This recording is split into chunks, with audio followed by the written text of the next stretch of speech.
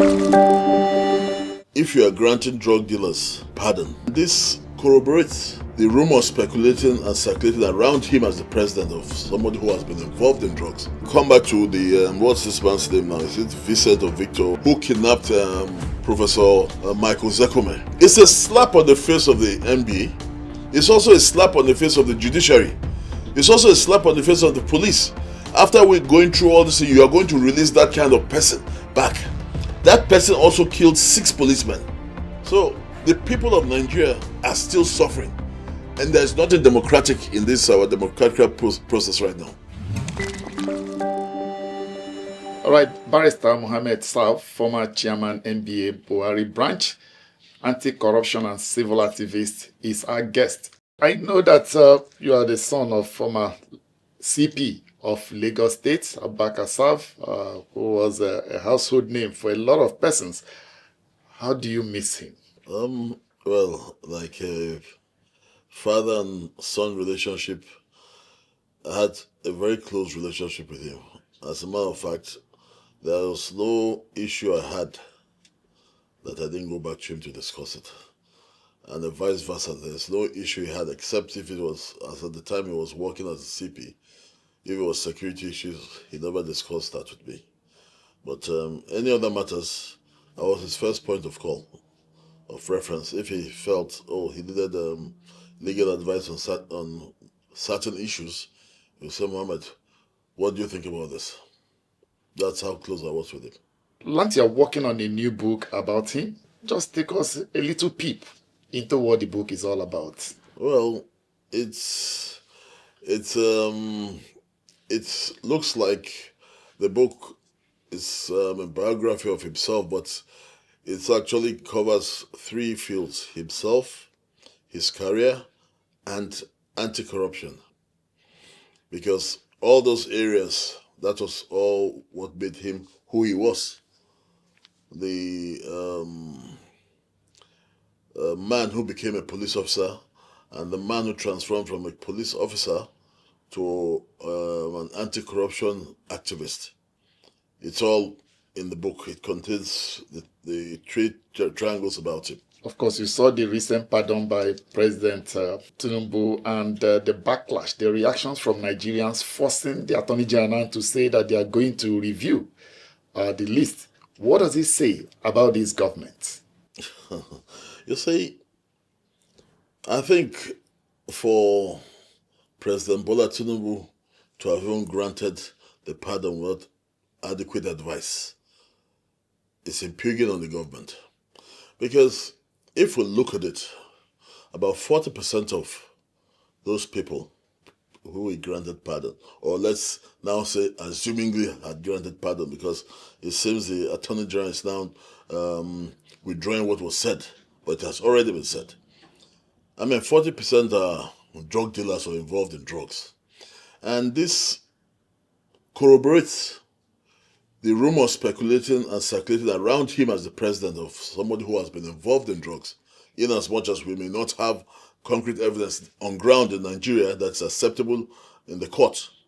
But if you are granting drug dealers pardon, and let us look at the power to grant prerogative mercy. Yes, it's a constitutional order which the president has a discretion to invoke. But it is not a blanket power to invoke. There are certain conditions that need to be met. Firstly, the person must have been convicted. Secondly, the person must have served a term considerable in that sentence. At least he must have served over half of that sentence. And if he was going to grant the prerogative mercy, they must have assessed the person to say, yes, it's good to give this man, grant this man pardon because he's now remorse. And it is not just a matter of saying he's remorse. There are indices in the correctional services that they use to assess somebody who is remorse. And I'm very sure these people have not really been assessed. Now, let's take an issue of those who have been convicted of murder and been sentenced to death. You have only served about 5 years, and they are granting you peregrinations on an offense like death. An offense is a capital and murder is a capital offense. Assuming, I'm sure if it was a military regime now, her warrant should have been signed and her possibly should have been executed. Because if you look at Kesariwa, how long did it take for him to be executed after his judgment? So if you are now saying somebody who committed murder, in 5 years you are releasing the person, there's no way that person will be sober in 5 years. Because to take somebody's life, it takes over a period of time for it to sink in on you what you have actually done. Initially, the issue about assessing that person comes from the correctional services.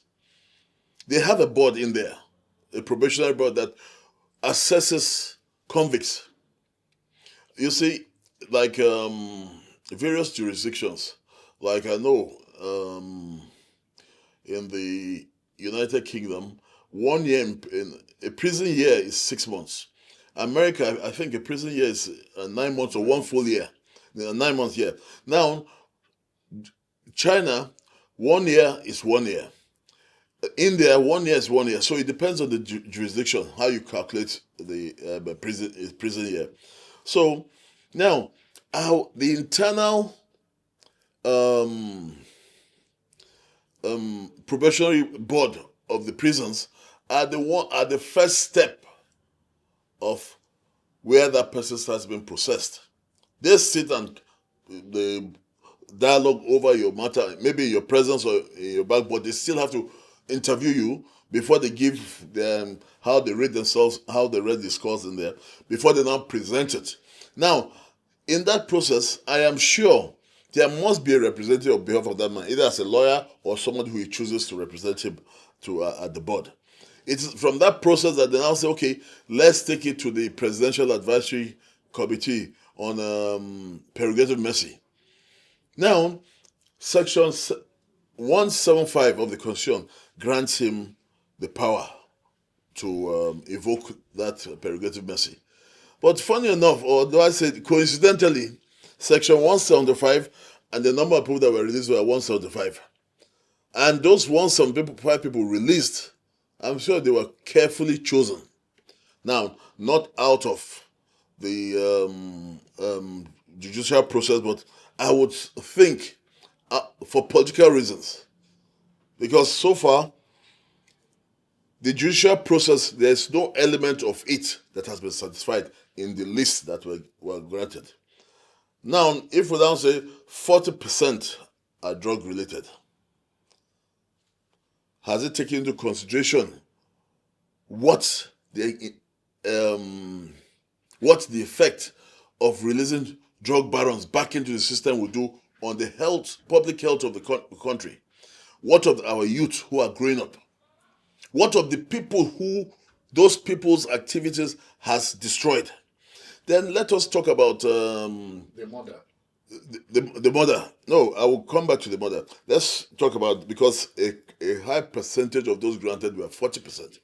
Then what is the effect of the international community who have been assisting us, whether with funds or logistics, to tackle drug trafficking and drug crimes? Then let's talk about the enforcement agencies like NDLE. Let's talk about the judiciary itself. We are forgetting that before these people were convicted, there were witnesses who came to court in the presence of these people and gave evidence. Now these people are known and seen. So what will happen to the security of these people if these barons are released back into the system? Now, the murder, those people have committed murder. You see, I've never committed murder, but I believe that for you to get into that stage where you can commit murder, you must have been taken over by some kind of spirit. And if you release that kind of person, now, I'm not a medical doctor, but sometimes the person may have mental issues. Now, these people, sometimes they don't even know what they are doing. They just get into a situation and they react on the spur of the moment. Have these people been assessed by the psychologists, by the psychiatrists, by the doctors to say that they are fit to be released back into the society? All these records need to be before the committee says we have granted you this. And I'm sure if the committee is sincere, they don't have those records, and they will not, and they should be able to tell us they have those records and show us. They have not done all that. So President Bola Tinubu, I would say, it's either he's taking those decisions solely on his own and putting the committee in front and saying they're assessing them, or the committee has ill-advised him to grant those, to make such a statement that he has granted that kind of pardon. I don't think those who are pardoned, they are not ripe for pardon yet. Minus some little one or two people who you may say, okay, let me come back to the what's this man's name now? Is it Vincent or Victor or this or something or here or here, who kidnapped Professor Michael Zekome? It's a slap on the face of the NBA. It's also a slap on the face of the judiciary. It's also a slap on the face of the police. After we're going through all this, you are going to release that kind of person back. That person also killed 6 policemen we're talking about. So what is he trying to say by releasing that kind of... He was on... How long... 2003? 2025. It's less than 15 years. So you are releasing somebody who has been sentenced to life imprisonment. Instead of it's okay, I cut short the prison sentence and make it 20 years. You are saying you are releasing back into society. What is that man going to do for you if it's not somebody if there's not something not hidden about the interest he has in that person? That kind of person ought not to be released in the system. You have offended the NBA, you have offended the judiciary, you have offended the police. Now you are saying you are releasing that same person back into the system. That means you are laughing at the whole judicial process, from the investigative part to the judicial process to the conviction. Okay, after all that work, go out and go and do what you were doing before.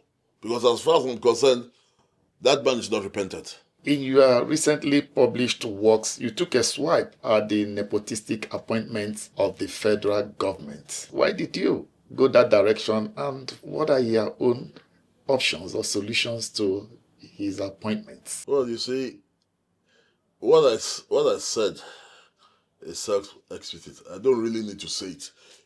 As he makes the appointment, they are written in newspapers. You look at the list of names that bear Yoruba names.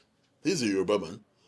I am not saying we are being tribalistic here, but in terms of when you look at the appointments and log them into a graph, when you see Yoruba, you take it up. When you see Igbo, you take it down. When you see Hausa, you take it up. When you see Igbo, you take it up.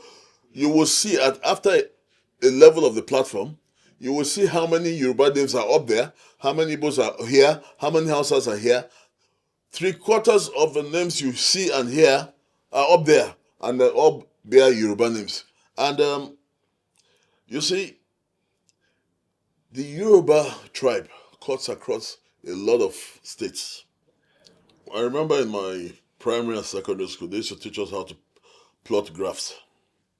Now, you put, if you list all the tribes in Nigeria, let's say we're 250.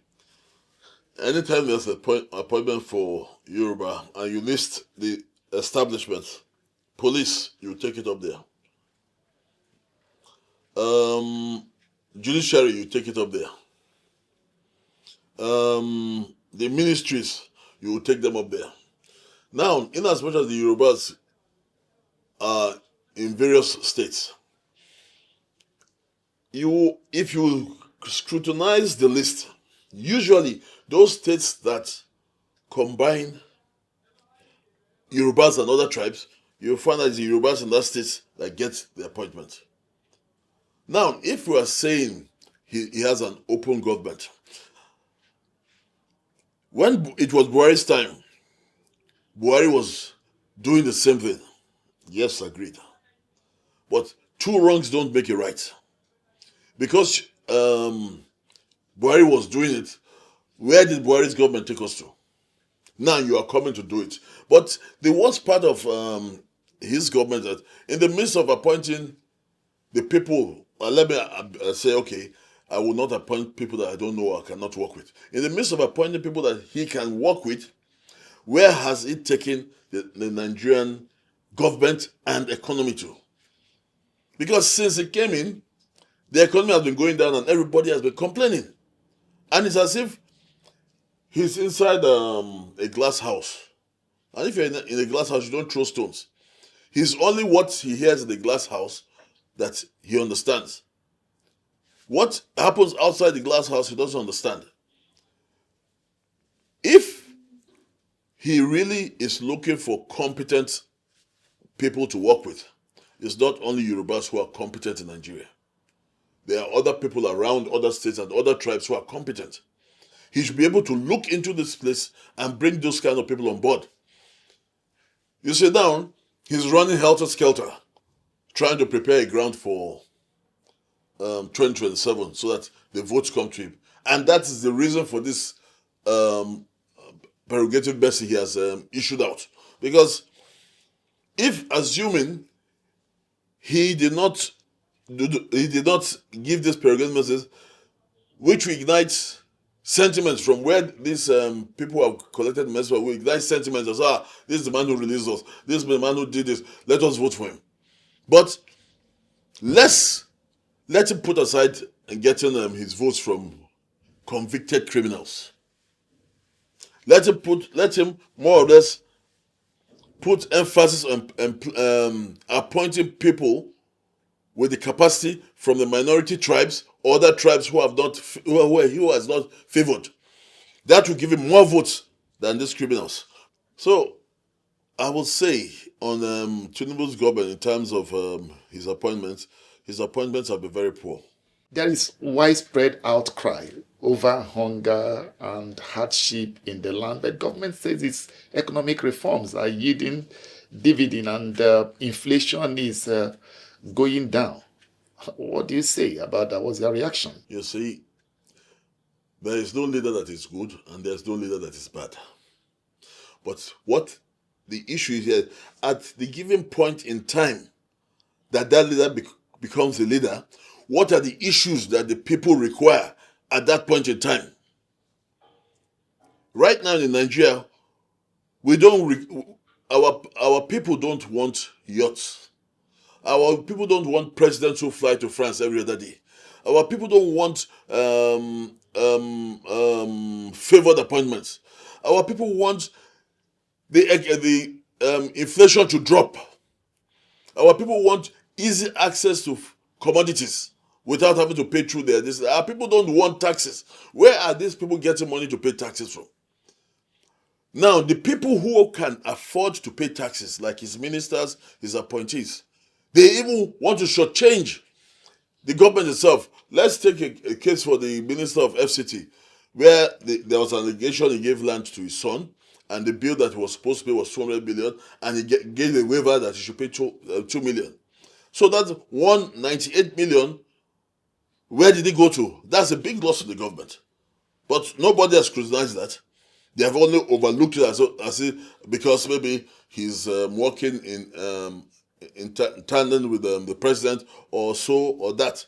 But at this point in time, after the experiences of President Mohammed Buhari on the Nigerian system, we don't need another one to make things worse. We need a president who will make things a lot easier for the people.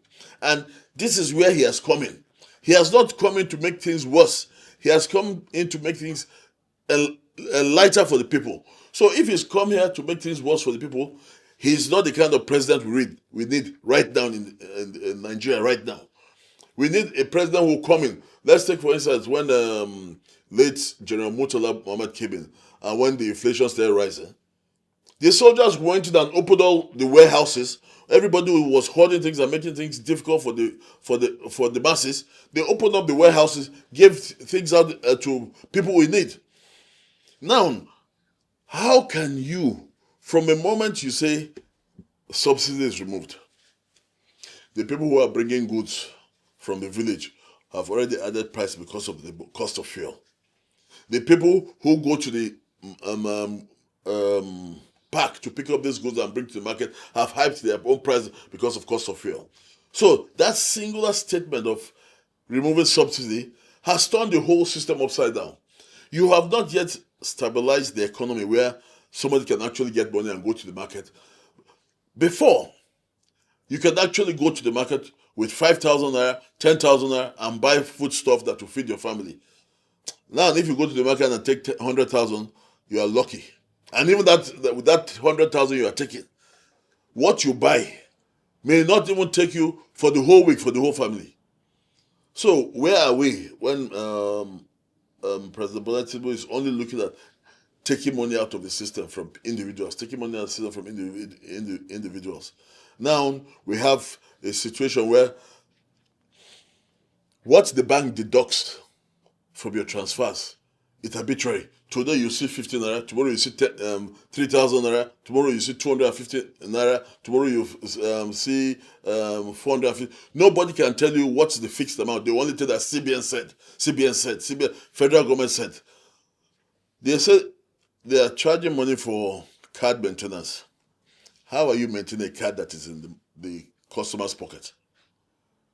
You are not maintaining it. If you are saying you are deducting for transactions, that is understandable. But you are maintaining a card. How are you maintaining that card in the customer's pocket? All right, let's look at the issue of the allegations. I'm sure you've also been following the allegations about killings of Christians in Nigeria, government denial, and then even in American Senate now they are beginning to talk about it. So, how do you look at all of these things? And then, do you think that the allegation is justified and government is doing enough to really come out clean? You say, like, when I started, when the issue about his administration, I said at a particular point in time, what makes a leader good or bad is how he deals with the situations at hand. Our security system has been an issue since President Goodluck Jonathan's time. And after Goodluck, Buhari came, and everybody was shouting, believing that Buhari, being a general, could deal with the issue. As a matter of fact, the security situation even climbed higher during Buhari's time. Now, President Bola Tinubu has taken over.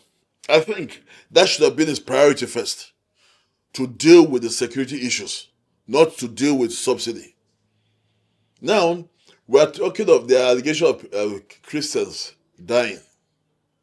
You see, I do not want to be seen as if I'm pointing fingers at Christians or pointing fingers at Muslims. In my family, my father was a Muslim, all my brothers are Muslims, and myself.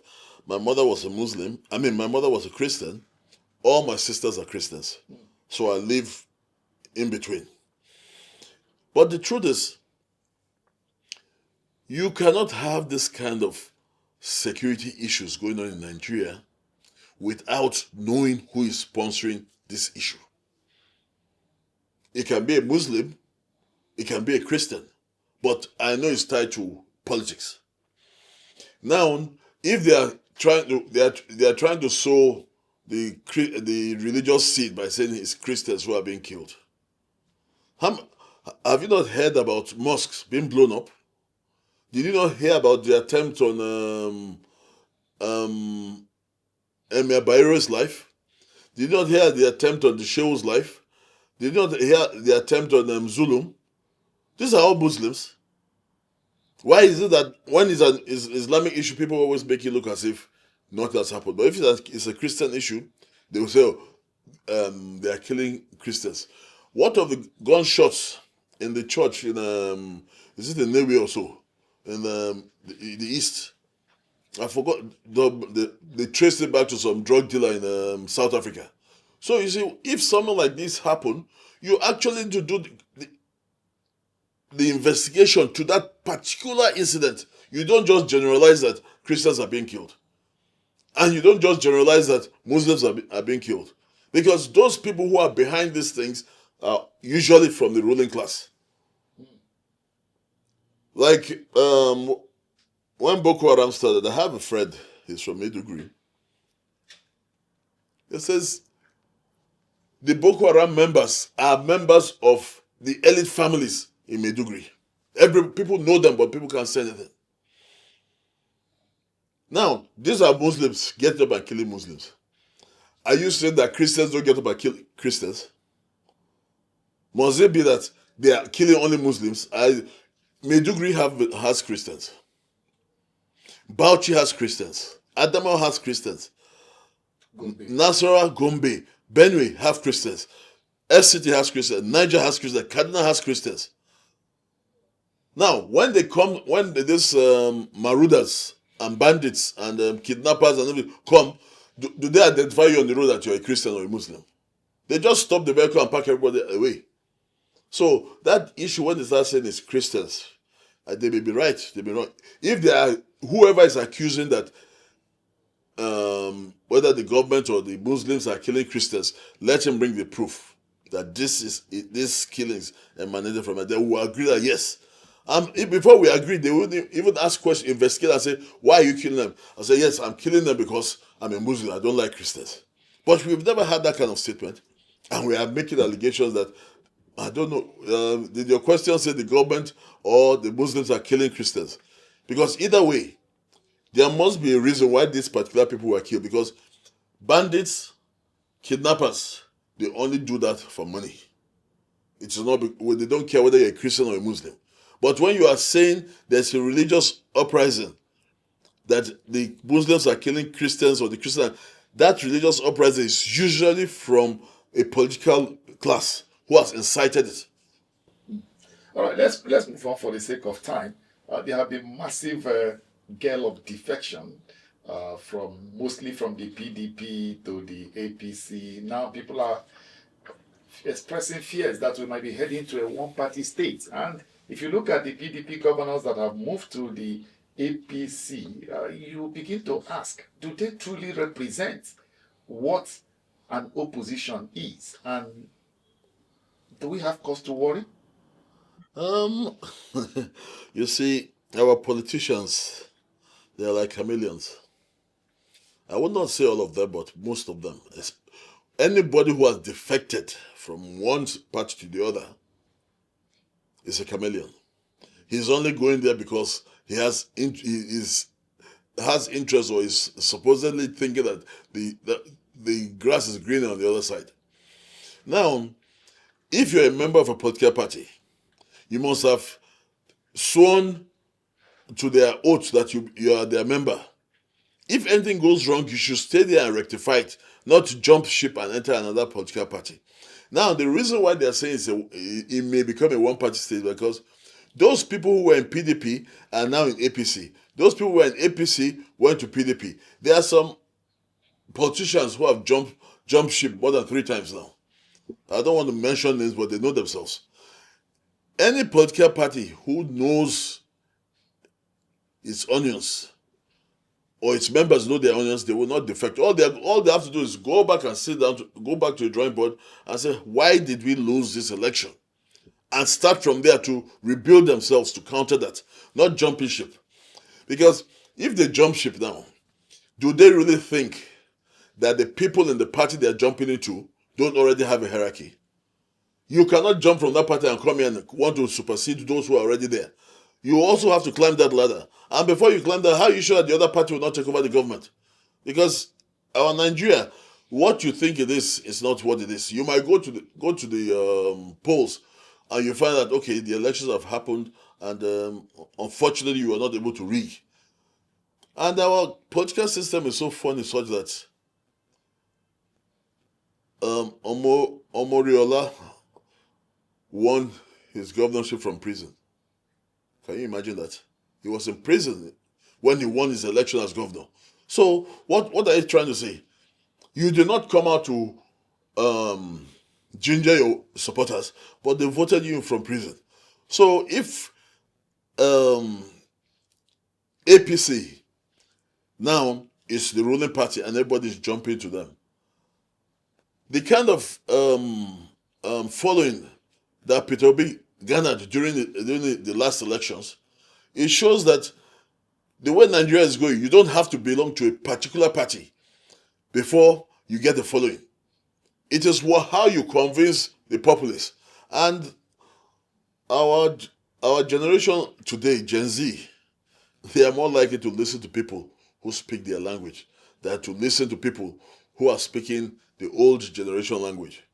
Even if you give them money, they will take your money, spend it, but they may not even vote for you.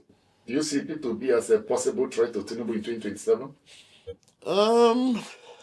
Well, so far I have not seen his groundwork yet, so I would not know. And he himself is having problems with the Labour Party. So let us hear how he's going to present himself. When you don't have a solid base, let's assume he chooses to come out as an independent candidate, which I'm not sure. Yes, I'm not sure that will work.